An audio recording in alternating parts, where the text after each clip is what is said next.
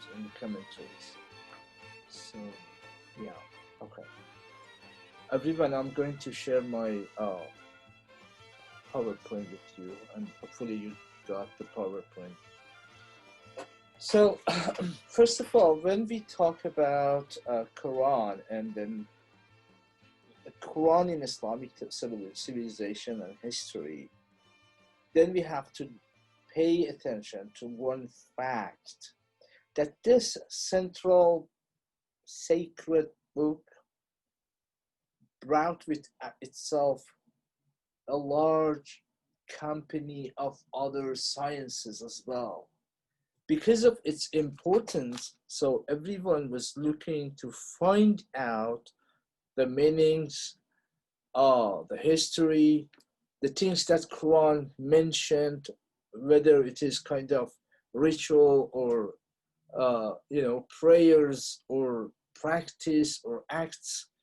Everyone was trying to look for a sound meaning and understanding of those kind of ideas that Quran revealed, or God, according to the Muslim, revealed in the Quran.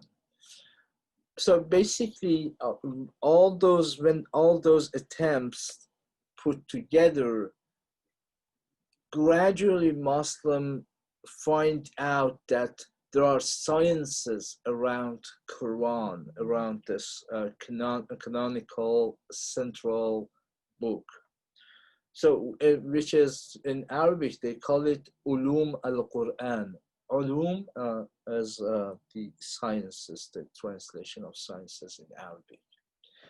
And then, so one of the sciences, which also encompass some of the other sciences inside itself, is the science of interpretation of or commentary on the Quran, which is in Arabic, again, we call it tafsir. It is called tafsir, and just pay attention to this, some terminologies like tafsir, which is, commentaries. And those are the words and terminologies that basically someone who reads, or studies about the Quran or Islam, they should remember those, they should memorize those Arabic terms as well. There are some basic terms. Okay. And then when Prophet Muhammad is still there in a society, whether he is in Mecca or Medina, we talked about two main city that he was living in, one for 10 years, another one for 13 years, a total of 23 years, and then receiving revelations. So receiving revelation, you see that God talks to Muhammad, and Muhammad tries to tell people that what he got from God, So that in that kind of transmission of those notions to people, people can come up with questions. So could you tell me what this means? Could you ask, sometimes even in the history, or when you read even in the Quran, God tells to Muhammad that people are asking you to ask God about the meaning of such and such. Okay, so one of the very basic example of those moments is when probably in one verse, God speaks about a spirit or soul, in Arabic, al-ruh. Then, so there is a question. I mean, people may ask him what the soul is. And then in another chapter, when it starts, there is, in Arabic, says that, يَسْأَلُونَكَ عَنِ الرُّوحِ. They are asking you about the soul, or ruh, or a spirit. So tell them that the spirit is such and such, okay? So this is basically, as I mentioned, that there were questions. and they needed to be answered. Probably one of the other type of questions when during the time that Muhammad was still there was kind of questions that Jews and Christians were asking him because to they wanted to understand what Muhammad is proposing and what's the difference between their own faith and what Muhammad brings. And there has been discussion. There have been discussions between Muslims and Jews, especially among a group of Muslims that during the 10 years of Muhammad's residency in Mecca, they migrated to Ethiopia. You know, there is from Arabia to Ethiopia, South Africa. In fact, they escaped from tortures and, the attack of the tribes of those unbelievers, and then they escaped to Ethiopia, and then the Quran especially at some points refers, or history of Islam, there are references to the discussions that those people had with the king of Ethiopia who was Christian. And then the story goes on like that. The king, when king was asking them, tell me what do you believe? When they described him, he said that I don't see any differences between our and your beliefs. So anyway, I wanted to emphasize that first of all, people, Muslims who are listening and hearing Muhammad, they are asking him, what is this and that? Then the communities, or whether they are Jews or Christians, or even those who are unbelievers or idol worshippers, and they come to hear Muhammad and then they have questions. Those are kind of, especially Jews and Christians, because they had a theological background with their own books. So it was, for them was, the idea of, God, spirit, whatever, they had a history of those kind of theological discussions. And then, so they were coming to test Muhammad, or some of them, there is an idea, I mean, historically an idea that why some Jews or Christians migrated to Mecca and Medina. Based on some of the historical documents, they had an idea that there might be a person or a prophet of the end of the time who is going to be appear in Mecca.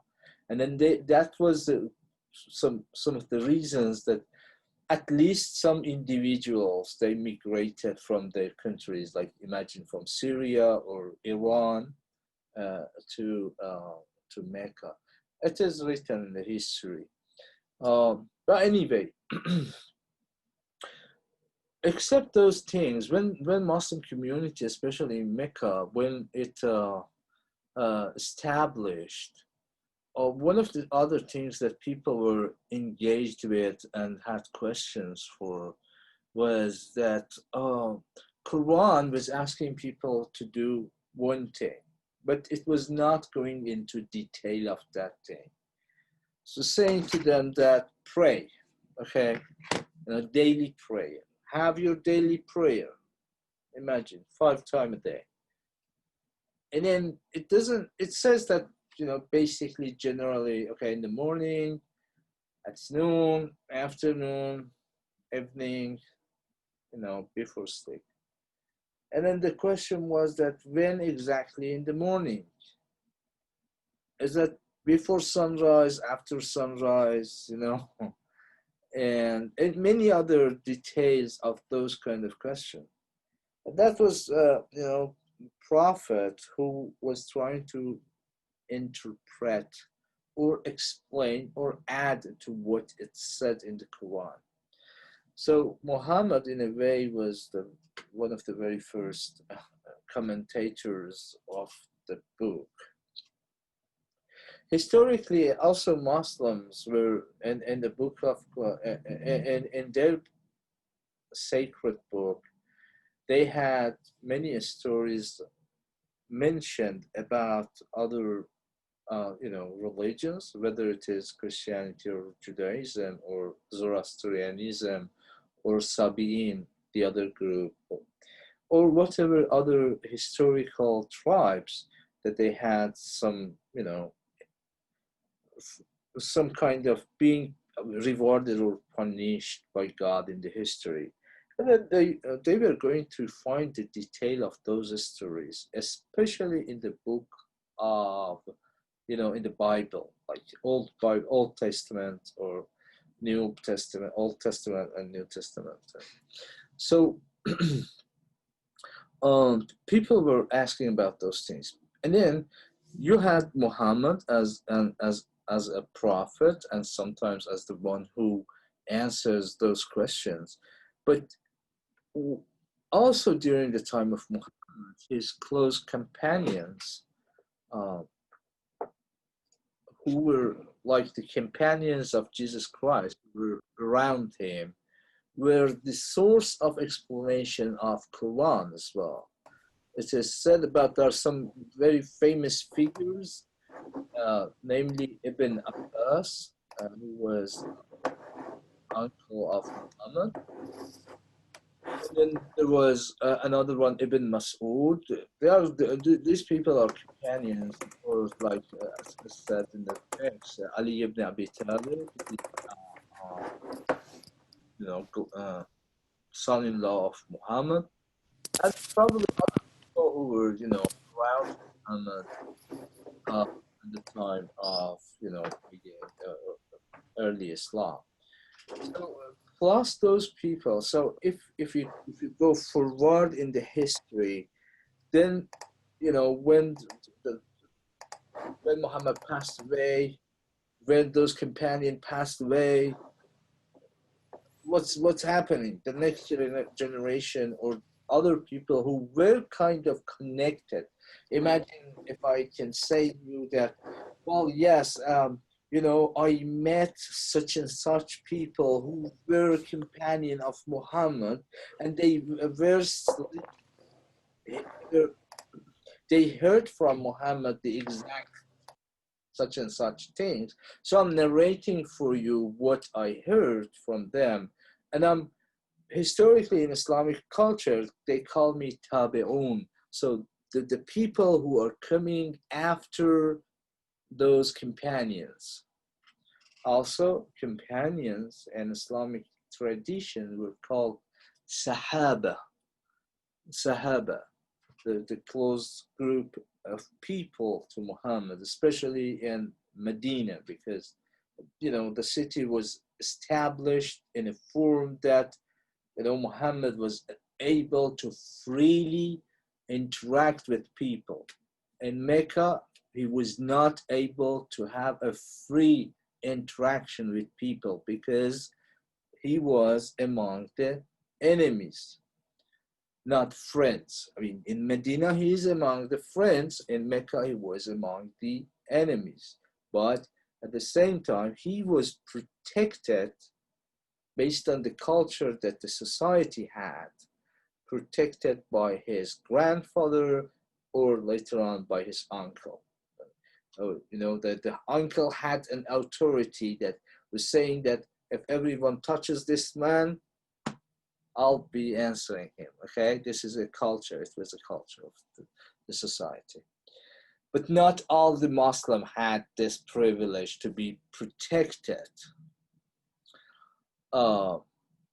So this generations and group of people like Muhammad himself, and then his companions, and then his successor of a companion, which are called tabi'un, they were kind of basically generating a culture of interpretation and commentary on the Quran, on the Book of God.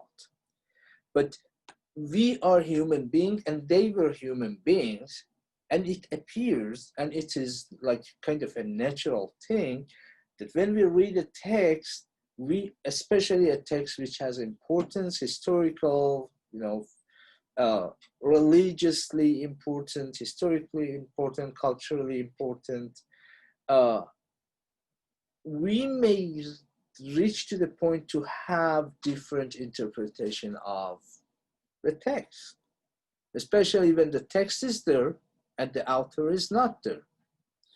This is what also happened with the time of, whether especially in the time of Tabe'un, or those who were like, as I mentioned, that the example, I am narrating you because I heard such and such people that they heard from they heard from prophet. Okay, imagine this in the interpretation, and I'm going to tell you a very short story about the history of Islam, written history. As you know, part of the culture about 1400 years ago was oral culture, was not a written culture. They didn't have tablets or things to write or to record, okay?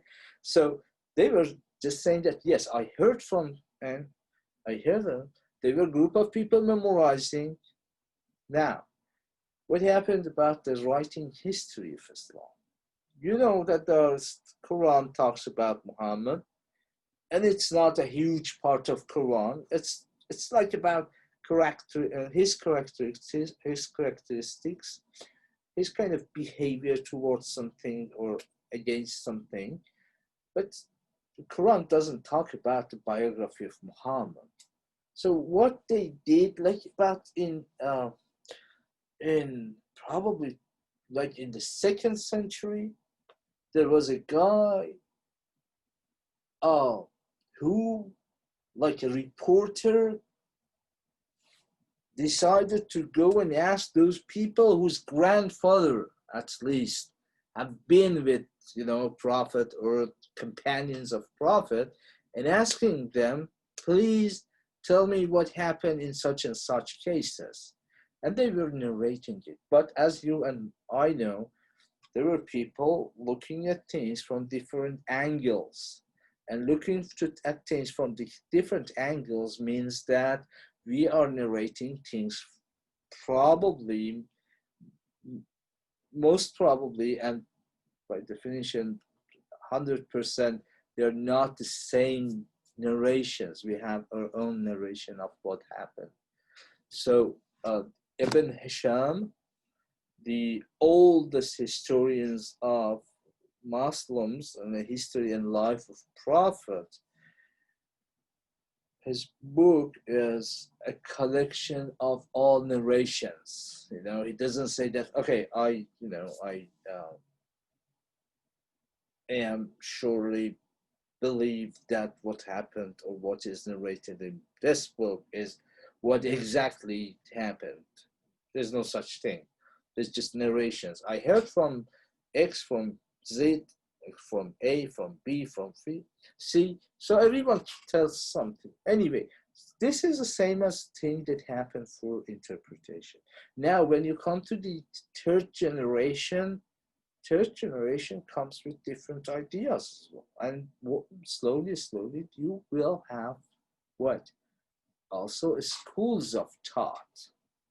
Schools of thought that, especially when they talk about a theological problem, definition of God, his angel, the relation between God and the creation, they are going to hypothesize, interpret, and talk about the very same thing, the very same revelation in different languages and manners and methodologies. Anyway, so all those things, whether it is a different kind of understanding of Quran, which was needed anyway, anyone who is interpreting the Quran was needed to reconcile it with the other sources of thoughts as well, and needed to explain that if God said do such and such, what was the reason behind it? Oh, also, as I mentioned, like before, that Quran talks about uh, Quran talks about different kind of notions, ideas, phrases, terms that are unfamiliar with the normal people. Like as I said, that if you imagine during the time of Prophet, when Quran talks about soul or a spirit, then people are going to ask him, so what is this word? I mean, what does it mean? What's the characteristic of a spirit? And what's the difference between a physical and non-physical things? Anyway, those kind of questions. But the word tafsir or interpretation, as I mentioned in Arabic, there is another word they use it. They use for tafsir or for commentary, which is ta'wil. Ta'wil in Arabic means that to return something to its original meaning. Awwala. Ta'wil. Awwal means the first. Ta'wil also means to return something to its original meaning. Now, imagine that there is a question and problem in Quran, and it's like the first or second centuries of Islam, and people have to solve that a problem. How do they do that? Well, by the time you had a collection of the sayings of Prophet of Islam. So people were trying, one of the other things that they were trying to do was trying to write down and asking, again, people, I told you about the history of Islam, that the guy was asking people, so tell me what happened in such and such place when Muhammad was there. Now the question was that, okay, I heard from A, from B, from C, from D, from these people back to Prophet, that Prophet in such a day and such an occasion said, la ba la ba la, okay? Such, all those narrations, they were collected in the books, and all those saying of Prophet in Arabic is called hadith, Hadith. Hadith, this is another word to memorize. So hadith culture or hadith literature gradually also later on was shaped as a huge cultural heritage of Muhammad. Later on, Muslim had books and books of hadiths and the sayings of prophets. But again, there is another problem here. Okay, Prophet said, you ask me, oh, what did he said? What did he say about the time of the morning prayer, for instance? And I'm coming to tell you that, well, when I was, my grandfather was saying that when he was traveling from A to B, and then it was a very early in the morning, right before such and such time, that there was no sun, that it was so dark. So he started the morning prayer. So I guess that the time for morning prayer is, that dark. And maybe someone else tells you that, no, in fact, when my grandfather, as a companion of Prophet, he told me that Prophet prayed the morning prayer when it was like, there was no sun, but it was quite not dark as dark, you know.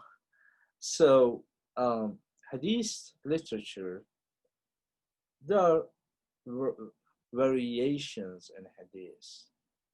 But anyway, what later Muslim tried to do was trying to do, these are all the sciences of Quran or Islam, religious sciences. What did they do? They tried to find out, okay, how many people do we have who are narrating from Muhammad? Imagine if there are 200 people. How many sayings or narrations or hadiths each of them narrated from Prophet? Let's see, some of them too many, some of them too little. Open them. Okay, so if Mr. X was narrated 1,000 of hadiths, how many of those hadiths or sayings are contradicting each other or not contradicting? How do you know if he was or he is a liar or not?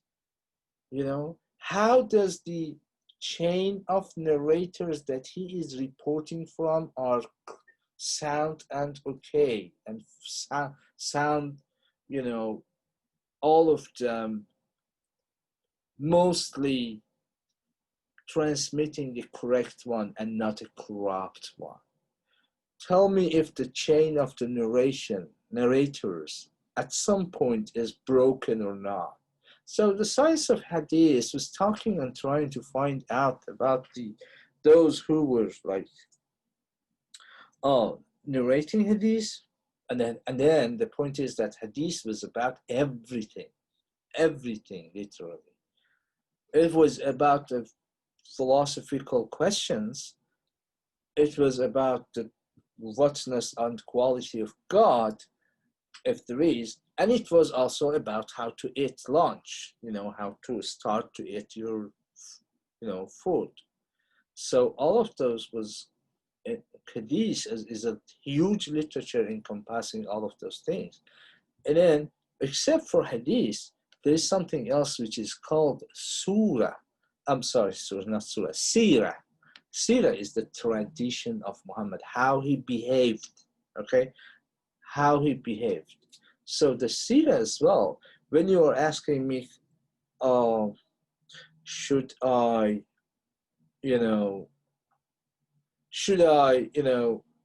first read Quran and then start my daily prayer, or should I put the daily prayer first and then read Quran, as an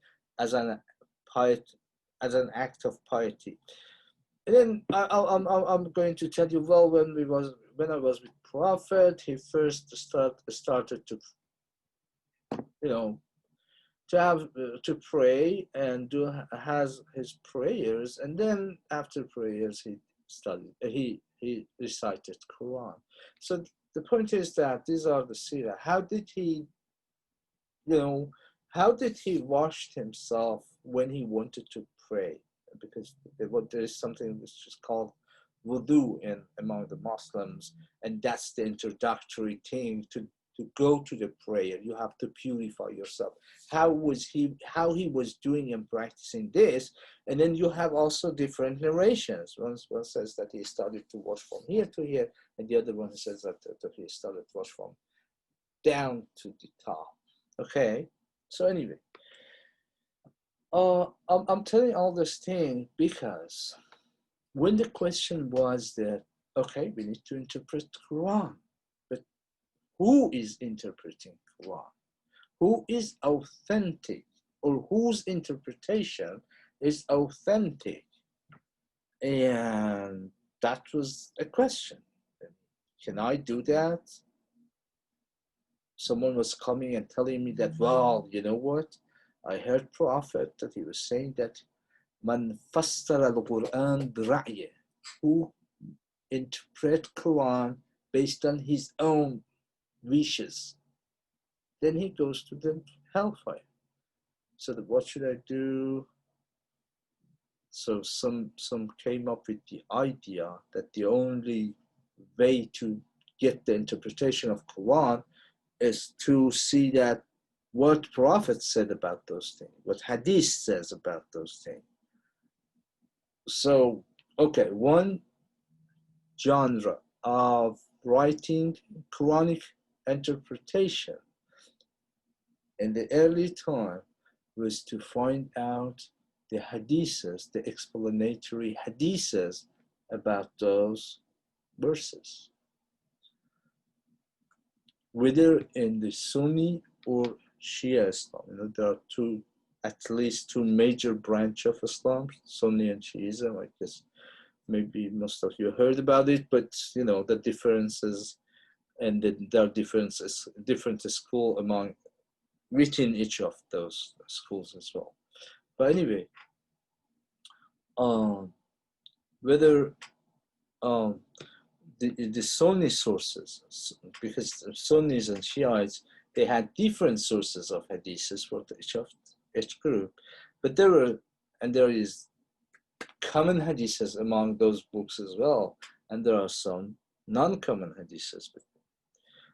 And it is not that Shiites not using the Sunni sources, or Sunnis may not look at the Shiite sources, but still they have different sources. But you know, which one authentic for each group?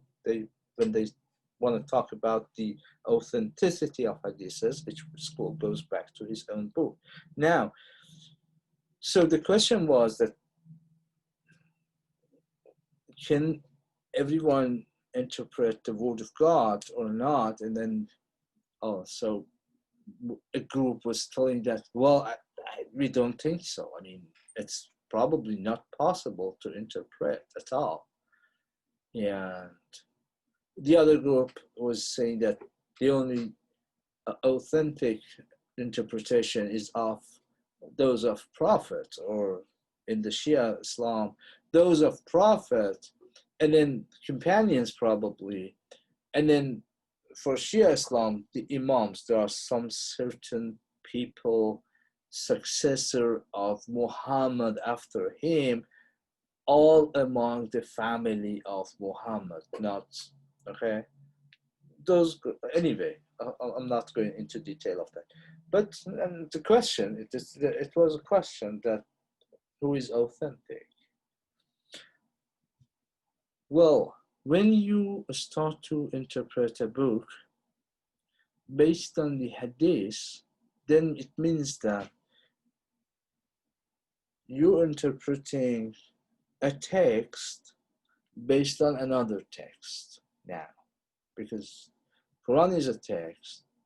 I mean, finally become a written text. It was first oral, and then hadith also was oral, and then become a text. So you're interpreting a text by another text. But one thing, when we are here, let me tell you, I just recalled something. In the Shia Islam, Prophet and Imams are the speaking Quran, and the written Quran is the silent Quran. So a speaking Quran can talk about the written and silent Quran. That way, they are the interpreters of the text itself. But anyway, this is what, I mean, if you want to read more about this, there's exactly same book, a book with the same title, the Silent Quran and the Speaking Quran, by Professor Amir Moizi, Sorbonne University, and then it was originally in French and then translated into English a few years ago, like 2-3 years ago, it published. Anyway, but later on, the question was that, do we have hadiths for every occasion? What happens if we have two contradictory hadiths about one verse of Quran? So tell us, what's the role of intellect, my ability to think, or my means that this someone who at least knows the language, who knows the history, who knows the sciences of Quran, a well-versed someone in Quranic sciences. So what's the role of my intellect? Can I interpret Quran or not? So later it was accepted. Yes, you can. Then here you are. A genre, I mean, the interpretations, commentaries to Quran, they started to write. And then often it's thousands of pages because, every single verse was going to be commented upon in most cases. And there are some cases that the people try to, partially write commentaries on the Quran. Now, so when we have different people trying to write and comment the book, then the question is how they approach the book. What's their methodology? So imagine if I'm a philosopher, then maybe I'm very interested to find out what Quran talks about philosophy, or how the philosophical idea can be found in the Quran, or how I can philosophize Quran. So these are one thing, okay? I'm a philosopher, I'm interested in philosophy. He goes in that direction. But imagine if I'm a jurist.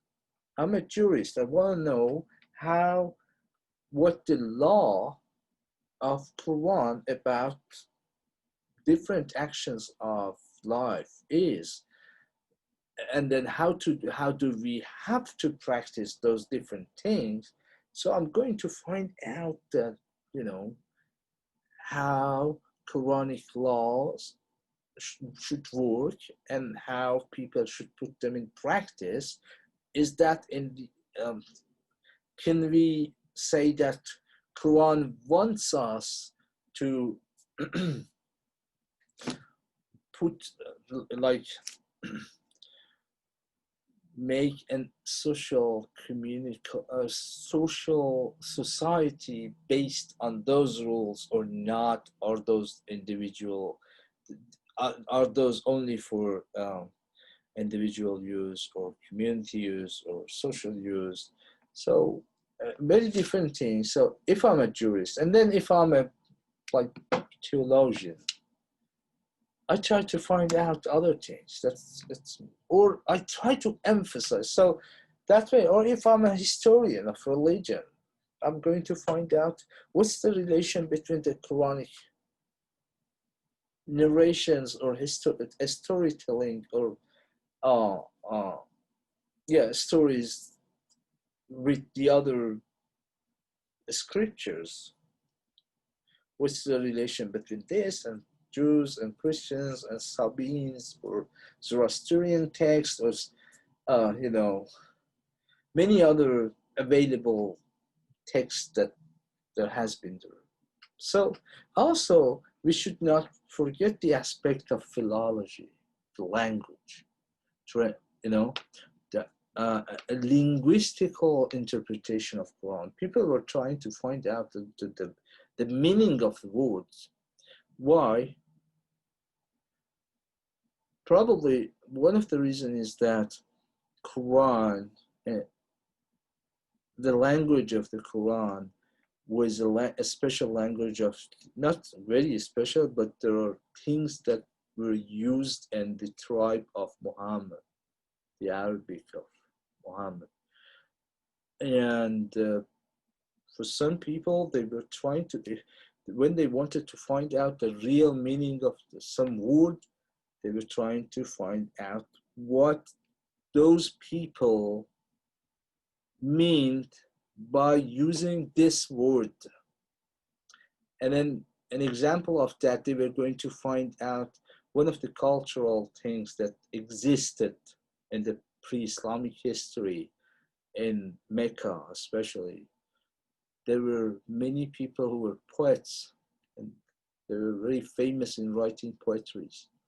and those texts and poetries are used in many in many studies of discussing those philological and linguistic terms of Quran. Now imagine, probably in last week's reading, if you paid attention to that, there was a verse about woman, probably about the man and woman behavior, and then there is a word that was sometimes translated into beating, zaraba, those who know Arabic. But on the other hand, you have the same word, al-zaraba, as moving, walking, distancing, okay? And it's used in another verses in the Quran, okay? Now there's like a discussion. Some may say that, no, this is zaraba, you know, to educate your woman, your wife. But the other one says that, no, it doesn't mean that. It means that daraba means the darban fil ars, to move out from or take a distance. So philologically, linguistically, those are also one of the other aspects of interpretation that causes like different or variety of interpretations, and it opens all open-end interpretation of the book. Let's see. Oh, okay. There's a number of people in the third generation of. I found it interesting, and I want to tell you. In the third generation of Muslims, there were people among them who were basically very well-known interpreters. Okay, but when in general Muslim, I'm not talking about Shia Sunni, but the general Muslim. If you see the PowerPoint here, there are some names. And then you have the date they passed away, like 2nd century, early 2nd century. These people, some of them still now today are very famous, mostly because of their Sufi approach. Among them, Al-Hasan al-Basri, he was a Sufi. And Sufyan as-Suri, this guy, and died at 161. And Hassan al-Basri and Sufyan as-Suri, mostly famous for this Sufi interpretation. They were practically Sufis, in fact. And in the Shia board, you have here Muhammad al-Baqir and Ja'far al-Sadiq, which are very important for the Shiite Islam. So those interpreters and commentators of Quran, they didn't have this, not all of them having the same approach. They had different approaches as well.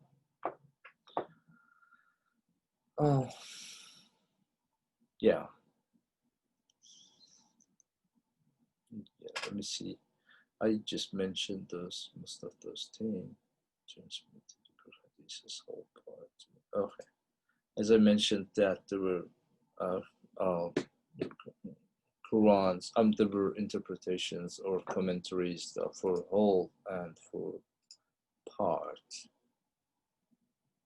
Oh, there's a good question here. Let me talk about this. So I have a question: is that is a Sufi a category separate from Sunni and Shia? Practically not. You have Sufis both in Shias and in Sunnis.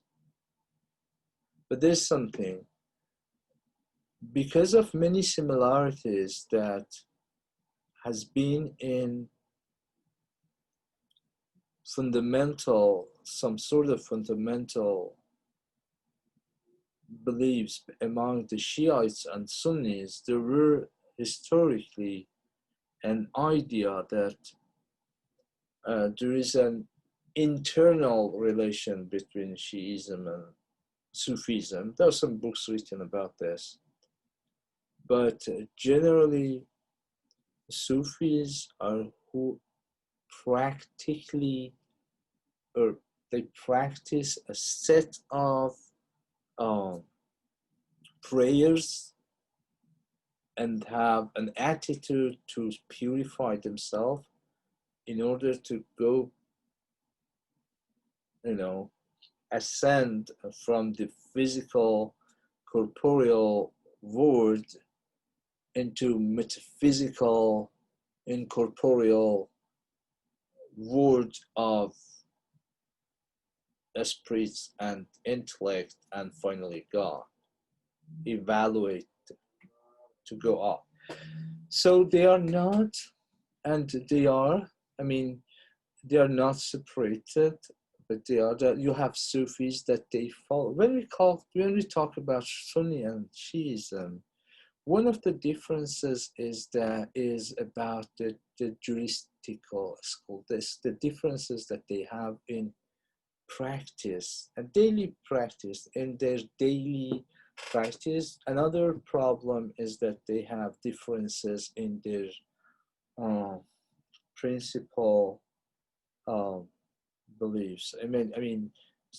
Shiites have an idea of valaya, and that is the friendship of God or closeness to God. And they say that prophet and imams, those special people from his family, they have chosen by God and are spiritually close to God, and that's the way, and that's the reason why they can to do what why they can transmit the divine blessing through their own souls to others. Okay, and this is the matter of transmitting the blessing is something that exists in every religion, and there is an especially good article written by Yusuf Murray. You can find it in academia, and it's the title is, I guess, blessing in Christianity, in Judaism, Christianity, and Islam, and where he talks about this. So anyway, the idea, there are differences now. When Shiites believe in those kind of spirituality in imams and prophet, generally speaking, Sunnis, they don't believe in that kind of spirituality, and so they don't give privilege to those people. Now, let's talk about, these are the fundamental things, principle. So let's talk about Sufism, what Sufi tells about, this kind of blessing that transmits from one to other, especially imams. Among most of the Sufi orders, the idea exists.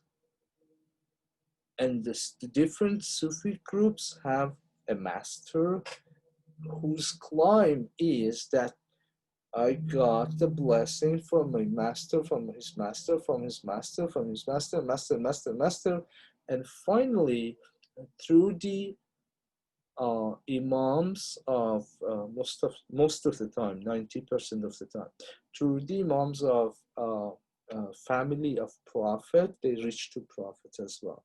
So there is a chain coming from prophet to his, special companions and family members, which is called Ahlul Bayt. And then this belief is common among the Shiites and most of the Sufis, that whether they are Shia or Sunni. That's why, for instance, in many Sunnis, many Sufis that appear to be Sunni are even 100% welcomed in the Shia communities. So they don't have problem with them because they know that they have a major commonality between them. On the other hand, in general Sunnism, there is not it is not an idea to disrespect the family of Prophet. They do respect it, but they don't have that kind of special spirituality that is transmittable from them to the others. Okay, and this is the degree of not accepting this is varies. So the Wahhabi Salafi Islam is 100% disagree, but there are different kind of Sunnism also that they do have some different levels of respect to the Ahlul Bayt, or the people of the family of Prophet. And the idea of the family of Prophet or prophets, the previous prophets, is not unknown in the whole Quran and in the whole other religions. And there is the third chapter of Quran is called, I guess it's the third chapter. Yes, the third chapter of Quran is called Ali Umran, or the family of Umran. It's a Jewish prophet that he talks about the family of those, or the family of the other prophets. So then the idea is, the notion is there as well. It was not unfamiliar for the people, but generally, yeah, you cannot say that it's a separate school of Islam. It's another school within those schools, but has the commonalities. Practically, maybe the Sunni Sufis have different way of praying, mostly close to the Sunnis, and differentiated from the Shiis, general Shiis. Anyway, a lot of discussions here. If you have any question, please write in the chat box. I try to answer them. Now, the Quran has in, oh yeah, another idea, which is in the discussion of interpretation, is important, and also in our discussion of the question regarding the Sunnis, the Sufis and Shiis, is the idea that whether Quran as a text has one literal meaning, or there are internal meanings to that word of God. What's the hierarchy is? Can someone who is spiritually, who has purified himself spiritually, understand more deeper and more internal meaning of that word of God, in comparing with someone who hasn't done any of those things? Is there any differences?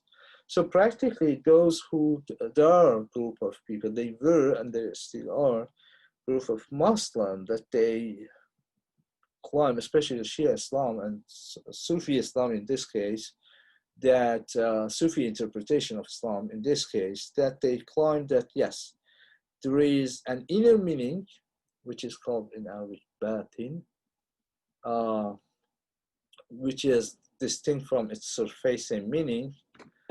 And now you should find people who understand and can interpret, understand, and feel the inner meaning.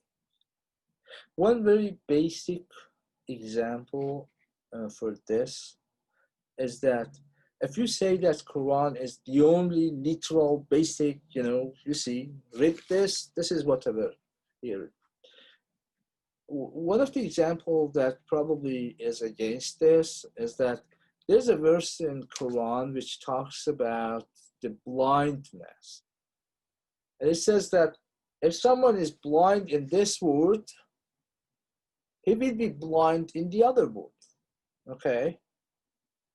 And the question is, what about the justice of God? I mean, if someone is blind here, then he will be blind there, even he's the most pious. Wasn't he practiced piousness in whole life to go to paradise? And then the answer is that he can't see anything in the paradise. So those who are for the internal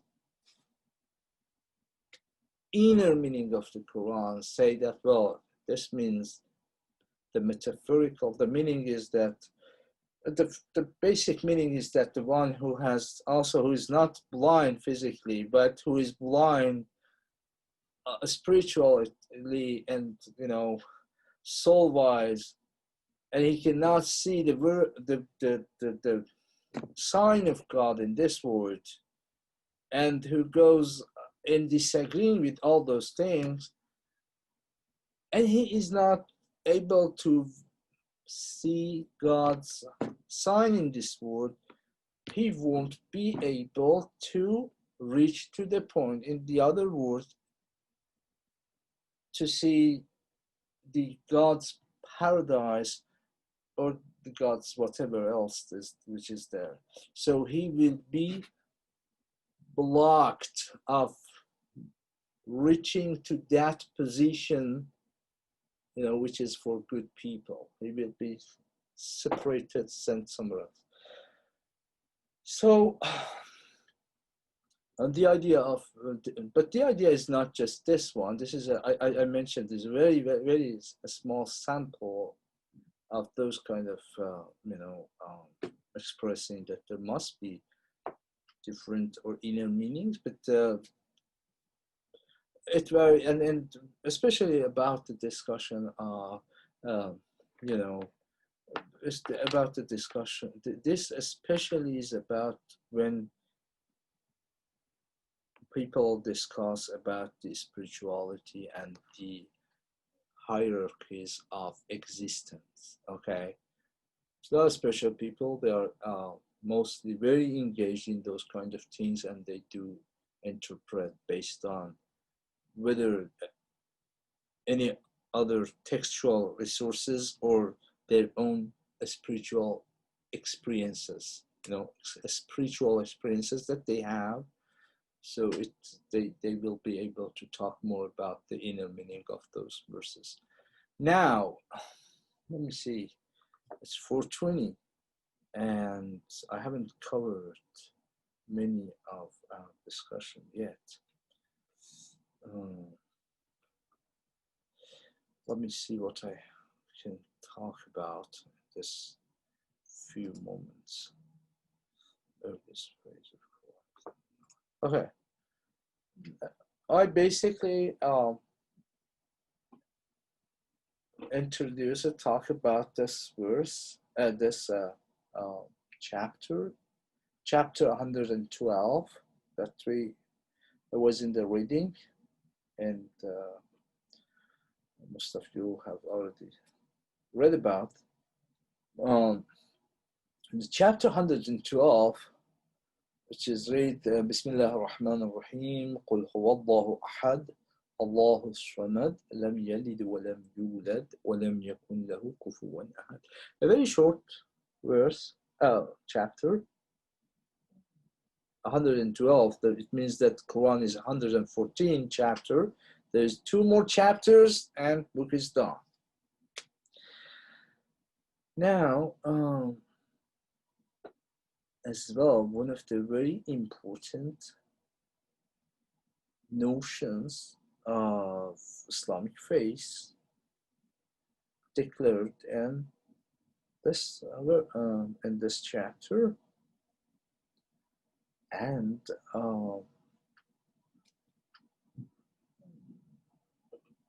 there's a clear difference probably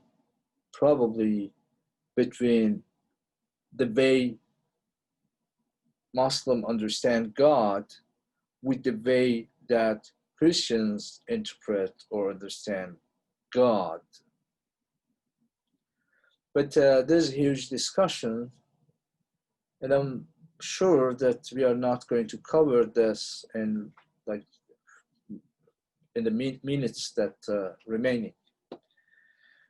Now, I don't want to cut my discussion in the middle. I mean, when I start to speak about it, and I have to stop, then I guess I'll type it in the next classes of discussion a little bit about this, and we go on there. But generally speaking, there are 3 small chapters in the Quran, the last 3 of them. Plus there's another one. Let me show you the Quran here.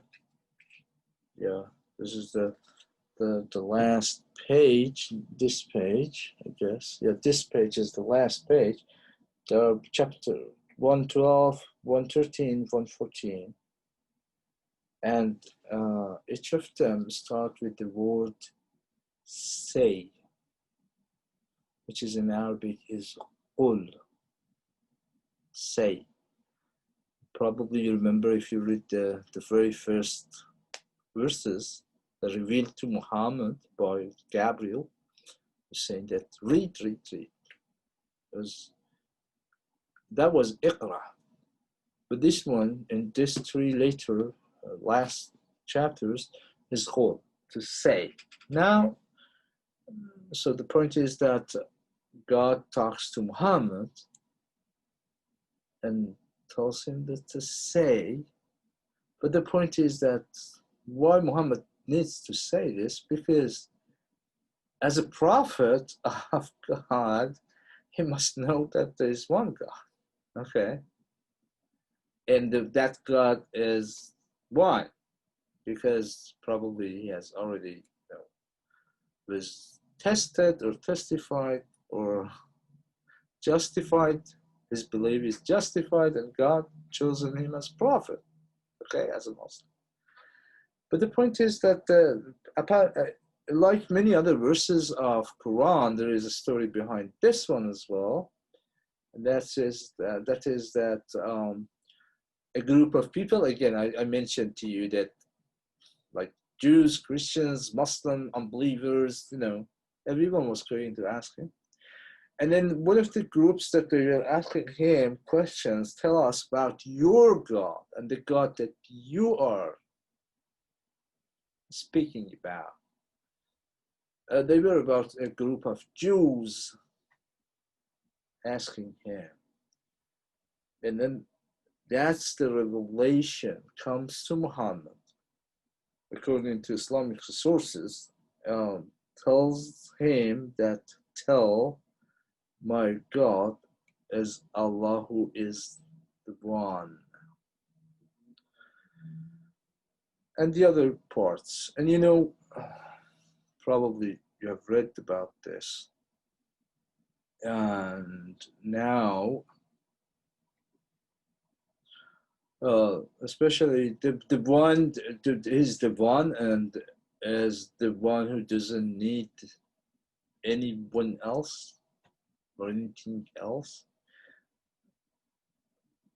Basically, the translation, if you see my PowerPoint, these translations in parentheses, there are different kind of translation given to the second verse. You see, those are, everyone who has done that, probably came up with different ideas from here and there.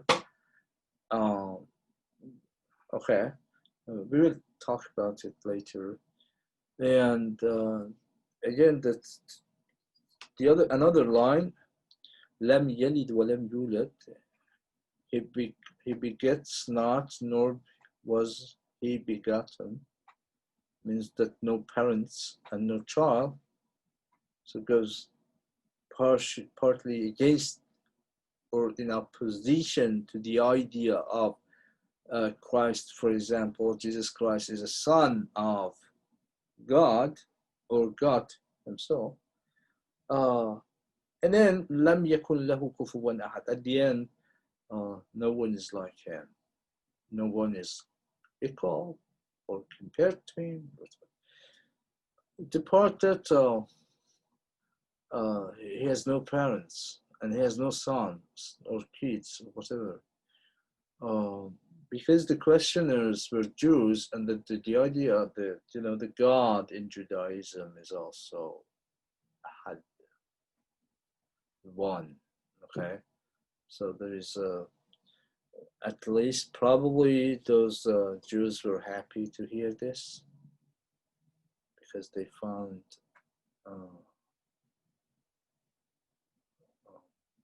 similarity between their own belief of God and what Muhammad says. There are discussions about the meaning of one and the relation of one with the others, and which creates a lot and many discussions later on in the Islamic history and also in the Islamic Christian dialogue, which we will hopefully talk about it in another classes. So it's 4:27. Maybe I'm mistaken. Is this like till 4:30? Our class will. Okay. Yes. So we have 2-3 minutes, and I would like to ask you if you have any comments or questions. I'll be happy to answer.